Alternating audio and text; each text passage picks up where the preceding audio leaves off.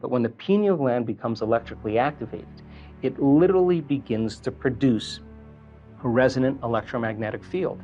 And now that begins to send a signal out, and those crystals stretch until they can't stretch anymore, and then the field reverses and it compresses those crystals, and all of a sudden you have a little antenna right up in your pineal gland. And now it can pick up frequencies that are faster than the wavelength of light. That's called the quantum. And all of a sudden now it will pick up a frequency and transduce. And a transducer is like a television. It takes a frequency and turns it into a picture. And all of a sudden the person has an inner vision. And that inner vision is more real than the world we're sitting in right now. And melatonin then starts to turn into some very powerful chemicals. One of them, or two of them, are the most powerful antioxidants known to man. Anti-cancer, anti-aging, anti-heart disease, anti-stroke, anti-neurodegenerative, anti-inflammatory. Another chemical is the same chemical found in hibernating animal. No appetite, no preoccupation with the outer world. The inner world starts to become more real. The body moves into stasis. It's the same chemical where the caterpillar becomes the butterfly.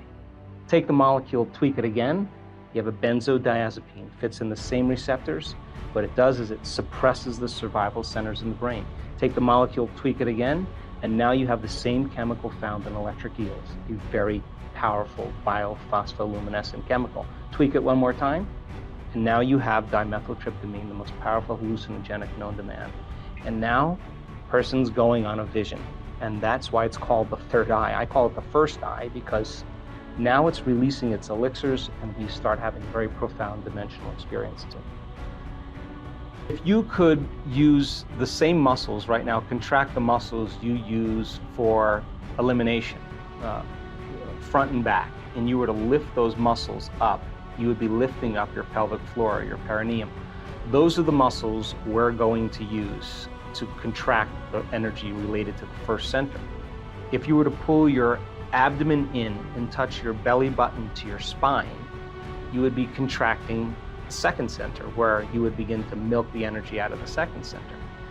If you contract your upper abdomen, now you're contracting the muscles that are related to that center. The act of inhaling through your nose while you contract those muscles, coupling those together, is the act of pulling that energy. Where do we want it to go? Right to the top of our head. So if you took your finger and you were to place it on the top of your head and work your fingernail in there, and then take your finger away, if you can keep your attention there, where you place your attention is where you place your energy. So that's your target. So the idea then is to close your eyes and to inhale, and at the exact same time that you inhale, to lift those muscles up and in, and with the intention of pulling the mind out of the body and liberating energy, and pulling that energy all the way up into your brain. As you inhale, one slow, steady breath. Follow it from your perineum, through your lower abdomen, through your upper abdomen, through your chest, through your throat, through the brain, all the way to the top of your head. And when you get to the top of your head, hold your breath, and now squeeze those muscles a little bit more, and just pump that fluid up against the back of your brain, and hold it. And then you exhale, relax, and feel.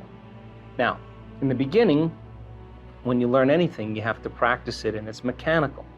But as you keep practicing, it'll become more intuitive and less step by step. It'll become one motion. So the act is inhale at the same time, perineum, lower abdomen, upper abdomen. And as you inhale, you follow that breath all the way up through your chest, through your throat. Keep inhaling through your brain to the top of your head. When you get to the top of your head, drop your shoulders down, straighten your spine, squeeze those muscles a little bit more. Put your attention on the top of your head and just push that fluid a little bit, compressing the crystals of the pineal gland. Hold for a few seconds, and then relax and feel it in your brain.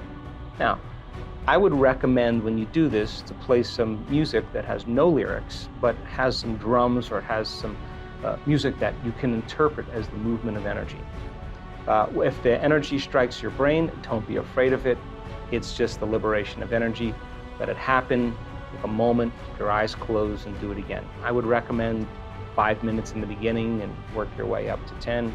Usually people who do it properly have a very significant amount of energy in their brain. We now know that this breath creates more brain coherence. It increases the amount of energy in the brain. It activates the autonomic nervous system, and our brain scans show that it stimulates the pineal gland.